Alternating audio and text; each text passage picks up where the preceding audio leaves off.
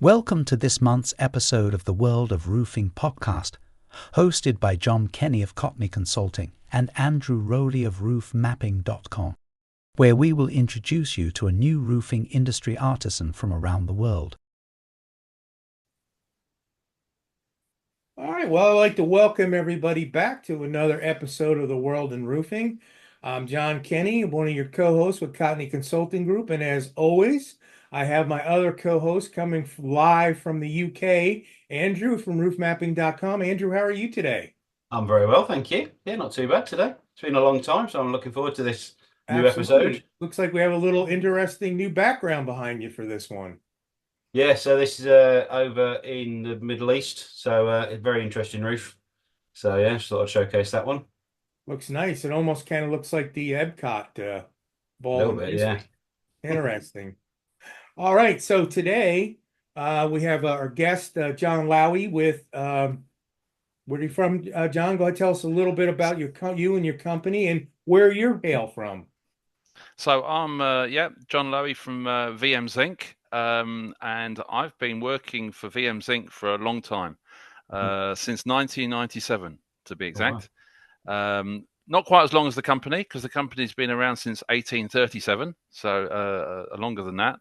And zinc's been used as a roofing material even before that. It started sort of Napoleonic times. But I've worked for Vmzinc in France.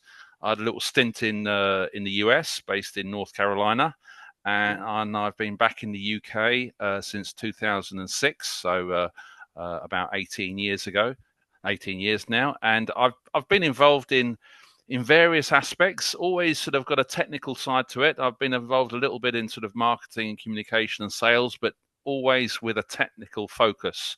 So trying to provide solutions for installers, for architects, because zinc can do lots of things, but it can't do everything. So we try to make sure that what the designer, what the architect wants, we can do. And if it's something that's not quite what we'd recommend, we'll try and recommend a better solution rather than just letting the architect sort of go for it, and then it all to go not so well at the end of the project. So I do an awful lot of that. I write quite a few technical brochures, get involved in specification work. So a wide range, but I've been working now for as I said, about 27 years with Vmzinc. Nice. I do have a question. What year did you say they originally started? 1837. 1837. So we're not quite 190 years, but we're getting close. Exactly. Interesting question that I'd love to ask you is, and if you know or what your thoughts are on this, what are the challenges for a company coming up on almost 200 years of producing materials into roofing, manufacturing and putting them down for roofing processes, and that you feel keeps you fresh and still part of the whole process of being innovative in today's world? Yes, good question. I mean, there's some things that haven't changed that much and are still requested, but then there are other aspects that have dramatically changed. I mean, the way zinc's used in continental European markets like France and Germany and Belgium still has a relatively sort of traditional aspect to it. If you saw any of the Olympics or see any of the Paralympics, the Parisian organisers use backdrops of Paris very effectively in a lot of the events, and maybe not always obvious, but all of those roofs had zinc on them, and still have zinc on them, and will continue to have zinc on them for many decades and possibly centuries to come. In the UK and probably in the US as well, and sort of markets where zinc's less well known, architects tend to want to do a little bit more contemporary things with zinc. So we get a lot more involved in facade work. We get more involved in using zinc as a rain screen. And over the last few years, we've got involved in producing a wide range of pre-weathered zincs. Until 1978, zinc was just mill finish zinc, which is grey, forms a patina, works really well like that, and is still widely used like that in places like Paris. But certainly in the UK, and as I said, in the US and maybe places like Australia and even China, pre-weathered zinc is used far more widely. And we've got a range of about 10 pre-weathered zincs, even got engraved zinc now. And as I said, a lot of that is used for facades and not the traditional batten cap type systems that you see in places like Paris. So new systems, new finishes, but ultimately the same basic zinc that we had almost 200 years ago. Wow, that's amazing. How what would you say are the challenges for zinc in the marketplace as far as competing against other metal manufacturers? I mean, one thing that I would say is you've got your roots rooted. That's hard for anybody to say in manufacturing that we can trace it back near 200 years for our company. And then actually what you said, going back to Napoleonic days of when it originally was used, that's a long history and really shows a lot of longevity in the industry. But what are your thoughts on as far as that goes? How do you go to market with your product? Just before I try and answer that, just a little anecdote is one of the first uses of zinc was Napoleon's bathtub, which was a solid zinc bathtub, and apparently it was carried by 6 of his soldiers all the way to Moscow, and 6 of his soldiers all the way back again. Wow. Probably weighed quite a fair bit, so I don't know whether his soldiers appreciated that, but apparently Napoleon did. As far as we're not making bathtubs now, but we are competing with other metals and other products. One of the big attractions of zinc is really the aesthetic. And it's not a painted finish. There's nothing wrong with painted materials. Paint's good, but it's not the same as a non-painted finish from an aesthetic standpoint. So it would be unfair to say we don't compete with painted steel and painted aluminium or aluminum. We do. But quite often architects are really wanting that sort of slightly more natural feel to the material. We have some architects love oil canning. They want that. Others do not want it at all, or don't have an understanding of it at all. And going back to sort of the question you asked before about getting the right system for the right project, we have to make sure that if somebody wants something that's ultra flat, we're not going to do a standing seam facade, because that's never going to be ultra flat. Even if you narrow the width of the panels, increase the gauge of the material, do all sorts of things, standing seam won't be flat. So I think one of the things that really, in the UK, but a few other markets, is maybe our connection to designers, to architects, leading to a pretty high level of service. Being able to work on projects. We've got a lot of standard information, but then we do look at each project on its merits. We don't just say, well, here's a boilerplate answer for you. Off you go, do what you want.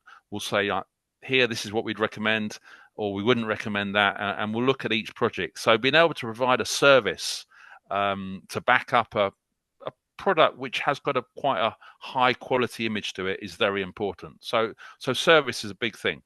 Sure. I agree with that. So question on contractors training, what to become approved to put down your system, what kind of process would that look like for you guys? So it does the way we go to market slightly varies in different parts of the world. In the UK, we do work through distribution, but what we recommend to all main contractors, architects, building owners is to use a qualified installer, somebody that has what we say in the UK hard metal experience. So somebody knows how to fit zinc, copper, stainless, that type of thing. We actually have a program in the UK, but in other markets, called Vmzinc at Work. Vmzinc at Work is something where the installers have got a track record of installing our products correctly. We give added training on an annual basis, sometimes hands-on, sometimes theoretical, and we really insist. Well, we insist. We can't make a main contractor buy from a specific installer, but we will say if you use this installer, they know what they're doing. They understand our systems. They understand our substrates. That's an important thing about all roofing products, but certainly zinc, is you can do warm roofs, you can do cold roofs, but you've got to do the right build up. You've got to have the right layers. You've got to have the vapor barrier in the right place, the breather membrane in the right place. And the Vmzinc at Work installers know our systems. And we always say you need to have a good design, but you've got to have a good installation. And if you get both of those, you can have a zinc roofs. I mean, we offer a 50-year material warranty, but there are quite a few examples of zinc roofs lasting over 100 years. Zinc lasts a long time with pretty much no maintenance. I mean, it's good to clear out the gutters every now and again, making sure that there are no dead pigeons and the like in them. But there's relatively little maintenance, which is obviously another advantage over paint. You've got to go back and paint stuff, which you don't do with zinc. Well, I know over here in the USA, a good industry colleague friend of mine, John Sheridan, is one of your trainers that goes around training contractors. Yep. He's actually goes across country to Europe too. I see him over there, but he's always out there. I mean, that is one thing that I really enjoy seeing, because John is a very quality and technical oriented trainer. And when people work with him, then I know by using your product, whoever the end user is getting an excellent end result. And that all comes from putting the details together, as you guys seem to be doing. Yeah, I mean, that's right. We've John Sheridan's done a lot of training for us, and it's fundamental. You're not going to get a gas fitter to come along and fit your electrical system, or a guy that does foundations to fit your bathroom. And it's the same with the zinc roof. You need a skilled installer. John Sheridan's one of the people that helps us train people. And that is absolutely key. Completely agree with you there. Yep, excellent. So I do have a question, and I'll kick it over to Andrew. I'm sure he's got a couple of questions raging in the background there. For you've been in it, you said, since the 90s into working with Vmzinc. But question is, what brought you into the roofing industry? And then most importantly, what's that passion fire that burns within inside of you to keep you going every day? Right, I don't want to take up too much time here because it's a bit of a long story. But I was actually I did a construction course in the UK back in the late 80s. So I've always been involved in construction. I actually worked as a land surveyor in Paris for 6 years. And I spent some time on the rooftops of Paris doing land surveying without really knowing what I was standing on. And then an opportunity came along to work for a company I didn't know, this company called Vmzinc. They wanted somebody that had a sort of technical knowledge of construction. At the time, I was in France, so I can speak French, but they wanted somebody who could speak English. It was to work on international projects, and I jumped at the opportunity. The thing I am fascinated by the history of the company. It has a very long and interesting history, which is really nice. I mean, especially architects, they want to know about materials, but they want to have a bit of a story and understand the history and understand where things come from. And it's nice to be able to tell that story with Vmzinc. It's sort of very, very solid, and it's great to work with a material which does have a long life. You get to work on some fascinating projects with some really great architects and some great installers. I remember I did a job in New Orleans with a company, and the installers that did this job were really, really, really top rate. And you're sort of looking at some of the work. And I sort of remember somebody saying, well, sometimes in the US, you don't have always this sort of quality of installations you might have in Germany or Switzerland. And these installers could keep up with the best of the installers in Germany or Switzerland, no problem at all. And that was really nice to work with a good architect, which then had a good installer. Everybody respected each other. And I suppose it's a little bit easier to do that when you've got a material which has sort of got a lot of quality, a lot of history. It doesn't always happen. Sure. Sometimes things don't, or not everybody respects everybody else. But it sort of seems to happen maybe a little bit more with zinc than maybe with some other materials. Maybe I'm sort of looking always with the glass half full. But it's I've never got bored with working with Vmzinc and being involved in the design processes, working with contractors, and hopefully I'm going to keep doing it for a few more years. Excellent. Well, I love the story about with the USA, because definitely we do get a bad rap over here, and a lot of it is deservable because of the not policing our own industry. But I think one key point you did bring up, maybe possibly would make most projects more successful, is the team. You had a good specifier, you had a good contractor, and you had a good manufacturer, or great, and great, however you want to look at it. But that's really the key, is to have that team that can work together to come out with the end result, which is a great quality project to the end user. Absolutely, yeah. No, you got to, and people have to be able to get on board fairly early and help in the design process. And as I said before, not all products can do everything, and we have to set the limits. You know, I appreciate that good architects like to push the limits sometimes, but sometimes you got to sort of say where that stops. Absolutely. Andrew, kicking it over to you. Yeah. No, I was just going to say, obviously, with that sort of history, do you know how many roofs have been done in your material? I know you've a bit of a history on, and I've been working through some of the case studies to put some of these on the map already. I mean, I would honestly, it's got to be in the with zinc, Vmzinc across the last 100 and since 1837 and a bit before. There have literally got to be millions of buildings that have got zinc on them in some shape or form. Now, there are some buildings. There's just a project we've just done in the northwest of the UK on the Cumbrian coast, which is a building which is completely wrapped in zinc. I mean, it's a very interesting shaped zinc box called the Edge. Now, but there's lots of other buildings that have just got they might have a dormer window, they might have some gutters and something a lot less impressive. But going back over to 1837, there are I don't know how many million acres, hectares, whatever you want to count it in, but there's an awful lot. There's an awful lot. But it's an interesting thing. I put a lot of showcase roofs on roofmapping.com. But it's getting down to some of the smaller roofs as well, because there's just as much skill to install a balcony roof as there is, a massive auditorium in a material. And that's what I want to really try and get into is, it doesn't matter how big or whether it's an award winner. If you've done a roof in a material, put it on the map and tell the world, because every roof you do or every roof you supply material for should be a selling point for that company, because it could be there for 50, 60, 70 years as a reference. And the other thing I wanted to ask is, are you aware of roofs where you've replaced original Vmzinc? Some of the ones in Paris?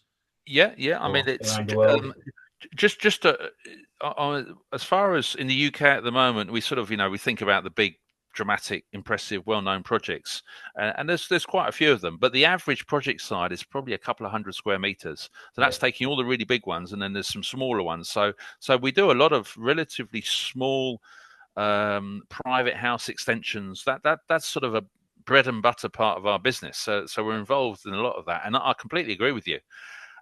It's it takes as much skill, sometimes time. Especially when you're dealing with a homeowner, because it's very personal. It's their project, which is completely understandable. So they really want to know what's going on and what should be done and what shouldn't be done. So completely agree on that. As far as roofs, there was a roof in the UK that Liverpool Central Library, which was built, the Picton Reading Room, which was built in 1879 with a zinc roof. And it was replaced in 2012. So by 2012, the zinc had really it was being covered up with bits of fiberglass and all sorts of things. It was shot. It had its time, and it needed to be replaced. So it was replaced 12 years ago. Is it going to last another 130 years?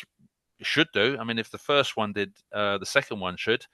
If anything, slightly longer, because corrosion rates are actually less, because the thing that attacks zinc is acid rain, SO2, and there's less of that. We've got all sorts of other environmental problems in the world, but SO2 certainly in Western Europe is down. So corrosion rates of zinc are about 2 microns a year, and an average sheet of roofing is 700 microns thick. It used to be up to 7, 8, 9, even 10 microns of corrosion per year. So it's dropped off a lot. And then in Paris, there's been a number of projects. I mean, the Parisian roofs there's a continual renewal process. There'll be a roofer somewhere in Paris, well, a roofer, several roofers, zinc roofers work. I mean, there's a number of companies in Paris that just work within the center of Paris, and that's all they do. They're just continuously replacing the zinc roofs. In fact, there's there, as maybe in probably the same as in the US, certainly in the UK and in France, there's a bit of a shortage of skilled people. I mean, there's plenty of work in hard metal roofing, and it's it's pretty well paid. Somebody who knows what they're doing, they can make a decent living out of it. But in France, they're struggling to recruit new people, and there's a project to give the trade of the zinc roofer of Paris UNESCO World Heritage status. That's right. So to I saw actually that, sort of to give, and that's specifically for the trade as opposed to the zinc itself, but the trade of those people to sort of show this trade has UNESCO World Heritage, and this is a trade that people should be proud of, and you should want to get into it, because there aren't enough people actually, unfortunately, getting into this at the moment. Yeah, I think that's true on every roofing technique at the moment. Yeah, I mean, that would sound to me that would be a great expanding out. We've talked to a lot of people in here that have come from wide backgrounds, but it sounds to me like your product would, even if and I'm not one of those, but if I actually had an art background and I like to be crafty and designer, why not? Why not learn the roofing trade and to be able to, have that? I'm sure your product's got to be used on some pretty amazing different designs around the world. Well, I mean, just going towards the art side of it, and going back to the Paris Olympics, that one of the venues of the Grand Palais. I think they've got fencing in there. They might have had some other things. And the Grand Palais was a building that was built at the sort of 1870s or something, and it was a glass, steel, and zinc structure. Or the zinc was the sort of skin of it, and there's an awful lot of ornaments. Some really interesting sort of lions' heads, real artwork on that building, a massive scale. Which is another part of our business. We produce ornaments, zinc ornaments. So there is a very artistic side to it, and we have sold a bit of zinc to some artists that have created some furniture makers that have used zinc for furniture. So it's been used on other uses. There's the bar tops of Paris. Sometimes Parisian bars are called in sort of a slang zinc, because the bars used to all be covered in a sheet of zinc. There's a few of them still are. Stainless is used more frequently now, but that was another use for zinc as a bar top to put your glass of red wine on. Nice. See, we cover more than just roofing in this on our podcast. We kind of give a little background to everything. Interesting. Andrew, any final questions to wrap up? Just with the ornaments, are they sort of cast in? Are they solid pieces of zinc? No, they're stamped. They're spun. They're not solid. So we actually did a project at Poundbury, which is sort of King Charles. He was Prince Charles at the time when he sort of promoted this project. I don't know, started 2 or 3 decades ago, and there's a building there where they were going to use a sort of balustrade at the top of the building, which was going to be stone. And they had some zinc dormer windows and some zinc ornaments. And the guy that worked on that, a colleague of mine, sort of suggested, why don't you do this in zinc? We can spin these balustrades, and it will weigh a tenth of what it would have been in stone, which made a big saving on the structure. But all of that is it's not solid zinc. It's just spun, soldered, stamped. Wow, that's amazing. Nice. No, obviously John and I have spoken. I'm going to carry on working through their case studies for this year and last year as well, and get some of those on the map so people can see those as reference points. But yeah, I mean, to get into the history of the parish, I'd love to map all of those. Or anything. I mean, one that I did recently, which is a great building, is Lincoln Cathedral. That's a very contemporary extension to obviously a very historic building, but Absolutely. It just marries in really well. Yeah. I was going to say, the other question briefly was, with the history that you've got with Zinc, do you find yourself as a company sort of push down the heritage work? But I think you've mentioned a lot of it is still contemporary. So, not really, actually. But and I sort of say that in a slightly sort of odd way, maybe, because in some ways we'd like to be, but where zinc in the UK is very much considered a contemporary material, which is great. Yeah. Occasionally, it's used in more sort of listed areas, in sort of delicate areas from a planning perspective, and it normally works pretty well. Yeah. And occasionally it's used for churches. I mean, there's been quite a lot of lead theft. Zinc theft doesn't really exist because of the weight of the zinc isn't enough to make it worthwhile, and ripping zinc off the roof's quite tough. But zinc is still not considered a heritage material as it is in France or Belgium or Germany. So I sometimes have this discussion with architects. It's the same material, but two sides of the channel, it's looked at in quite different ways. One traditional, one heritage, on the other side, far more contemporary. I would say if we had to choose, would stick with the contemporary view. It sort of suits us better. Yeah. Oh, that's good. So, anything, John, you want to close out that we didn't ask you on? You want to tell our audience? I don't think so. Just many thanks for inviting me to talk about Vmzinc. Sort of, we talked about a few subjects. I think a bit of roofing, some ornaments, bars, different parts of the world. Zinc does have people say, well, where are there any places where zinc hasn't been used? And there's very few. I mean, there's in Asia, South America. Which is sort of, again, makes it nice. Zinc's traveled a lot more than I have. I've traveled a fair bit, but nowhere near as much as Vmzinc has. Yeah. Well, no, and in Napoleon's tub, who would have known that? I mean, we didn't have this. I mean, that's something I've never heard. So enjoyed that story much greatly. All right, well, very good then. I'd like to thank everybody again for listening, and once again, always thank my co-host Andrew for joining us. It's always great to chat with you. And John, really appreciate you taking the time today to join us here. And to our audience, thank you as always for watching. And please catch us on the next one we got coming up. Thank you. Bye. Thank you.